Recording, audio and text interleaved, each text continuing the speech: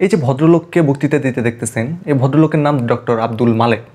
এই ভদ্রলোক সাবেক প্রধানমন্ত্রীর ব্যক্তিগত সহকারী ছিলেন। আজকের ভিডিওটা এই ভদ্রলোকের মেয়ে নাবিলা নুসরাত মিকিকে নিয়ে। এই ভদ্রমহিলা 2013 সালে নন ক্যাডার পদে নিযুক্ত হয়েছিলেন এবং তারপরে 2019 সালে পরীক্ষা না দিয়ে বিসিএস ক্যাডার হয়েছিলেন। সেটা আবার আদালতের রায়ে বাতিল হয়ে যায় এবং 2022 সালে আবার ক্যাডার হয়েছিলেন, সেবারও পরীক্ষা না দিয়ে। তো পরীক্ষা না দিয়ে আবার বিসিএস ক্যাডার হওয়া যায় নাকি? পরীক্ষা না দিয়েও বিসিএস ক্যাডার হওয়া যায়, অবশ্যই এটা আইনত বৈধ না, কিন্তু কিভাবে এটা সম্ভব হলো সেটা নিয়েই আজকের ভিডিও। তো চলুন বিসিএস না দিয়ে বিসিএস ক্যাডার হওয়ার গল্প জানা যাক।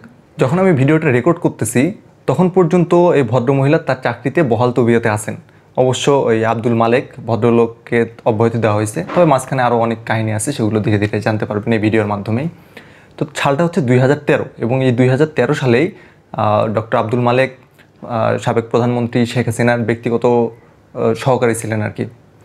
তো এই টাইমে যে বিসিএস পরীক্ষাটা হয়, সেই বিসিএস পরীক্ষায় প্রিলি, রিটেন, ভাইবা, এই তিনটা পরীক্ষাতে মিকি যে ভদ্রমহিলার কথা বলা হচ্ছে তিনি অংশগ্রহণ করেন এবং তিনি বিসিএসে সুপারিশপ্রাপ্ত হয় নাই, মানে বলতে গেলে তিনি সুপারিশপ্রাপ্ত মানে বিসিএস ক্যাডার হতে পারে নাই।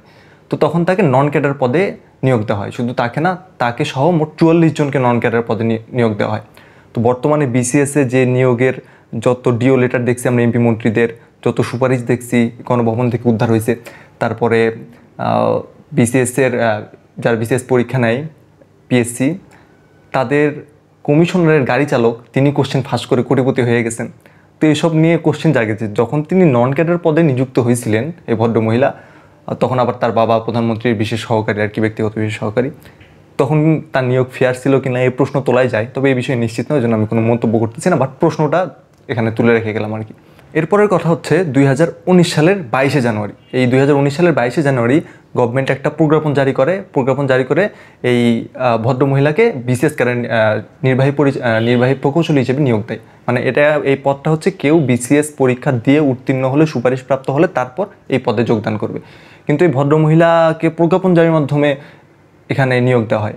এখন কথা হচ্ছে যে তখনও কিন্তু মনে রাখতে হবে 2019 সালের কথা বলতেছি, তখনও তার বাবা ভদ্রলোক ডক্টর আব্দুল মালেক তিনি প্রধানমন্ত্রীর সহকারী ছিলেনই।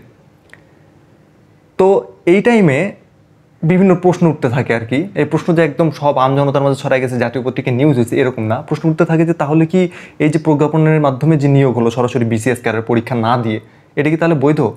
এটা দেখেন যে এই পিএসসি যেভাবে নিয়োগ দেবে যে বিধিমালা আছে, 1981-এর যে অর্ডিন্যান্স আছে, সেখানে দেখা যায় স্পষ্ট বলা আছে যে না, এটা এইভাবে সরাসরি নিয়োগ দেওয়া যাবে না।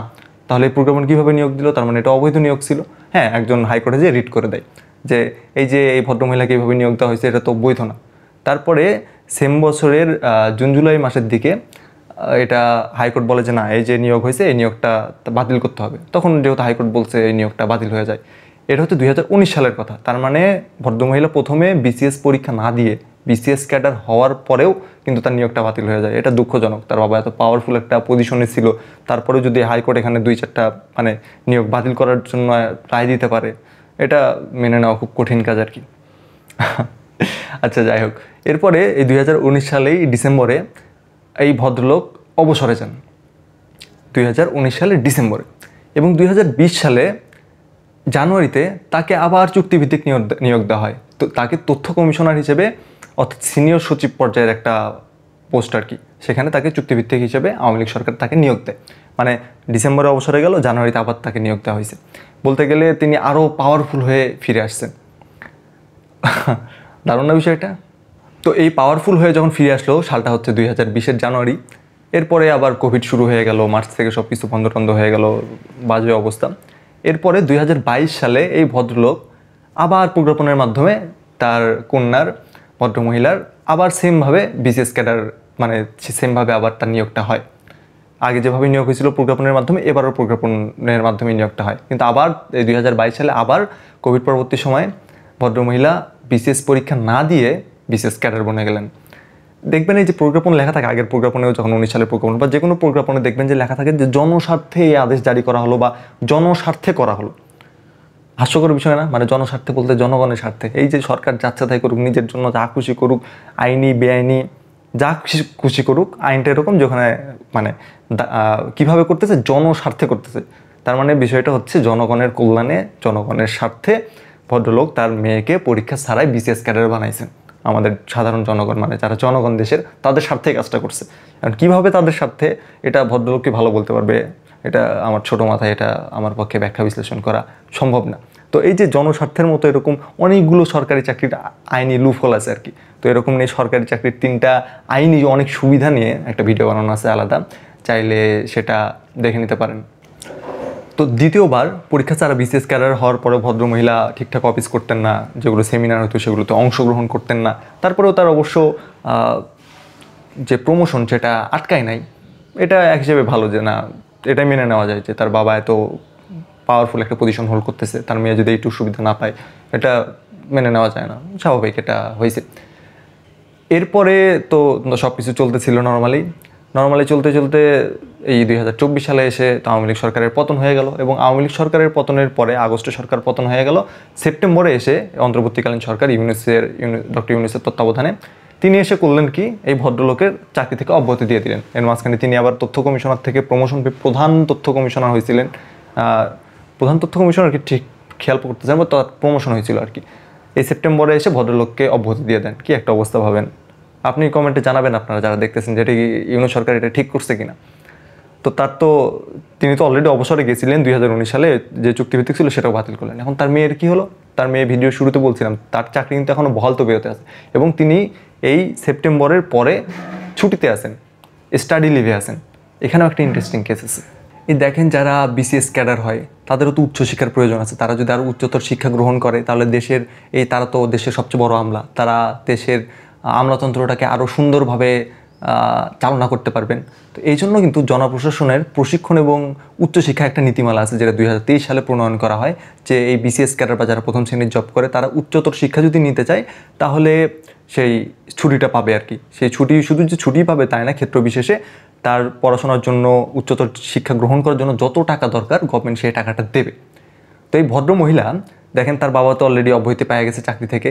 কারণ ভদ্রমহিলার চাকরি যায় কি থাকে এরকম একটা অবস্থায় সেপ্টেম্বর মাসে তিনি তার ডিপার্টমেন্টে যে দায়িত্বপ্রাপ্ত আছে তার কাছে অ্যাপ্লিকেশন করলেন যে তার স্টাডি লিভ প্রয়োজন।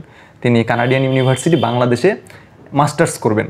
এই জন্য তিনি মোটামুটি 1 বছর 8 মাসের জন্য একটা স্টাডি লিভের জন্য দরখাস্ত করে। এই ভার্সিটির নাম শুনে আবার ভাবেন না এটা কানাডার কোনো ইউনিভার্সিটি, এটা বাংলাদেশে অবস্থিত বাড্ডাতে কানাডিয়ান ইউনিভার্সিটি বাংলাদেশ। তিনি মাস্টার্স করবেন, এবং সেখানে অ্যাপ্লিকেশনে তিনি উল্লেখ করছিলেন যে এই মাস্টার্স করার জন্য, উচ্চতর ডিগ্রি নেওয়ার জন্য তার যত টাকা প্রয়োজন হবে সব তিনি নিজেই বহন করবেন, সরকারকে কিছু বহন করতে হবে না। একটু আগে যে 2023 যে অর্ডিন্যান্সের কথা বললাম, যে নীতিমালার কথা বললাম, সেটার মতে তো তিনি আর গভর্নমেন্টের থেকে টাকা পাবেন। তার অবস্থা এমন যে আমার টাকা পয়সা দেওয়ার দরকার নেই, আমাকে ছুটি দেন, 1 বছর 8 মাসের জন্য ছুটি দেন, টাকা পয়সা লাগবে না, আমি নিজের টাকাতে পড়াশোনা করব।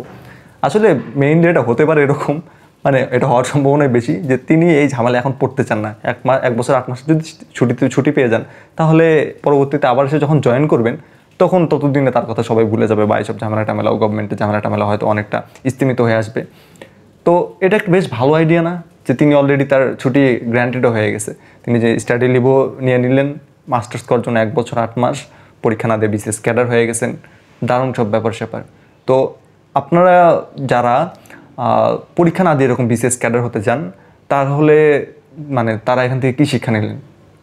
তাদের শিক্ষা হচ্ছে যে আপনার ডক্টর আব্দুল মালেকের মতো একজন ভদ্রলোক প্রয়োজন। এই ভদ্রলোক মানে এই টাইপের একজন ভদ্রলোক পাইলেই কিন্তু আপনি মোটামুটি আপনার পরীক্ষা না দিয়েও বিসিএস ক্যাডার হওয়া মোটামুটি নিশ্চিত।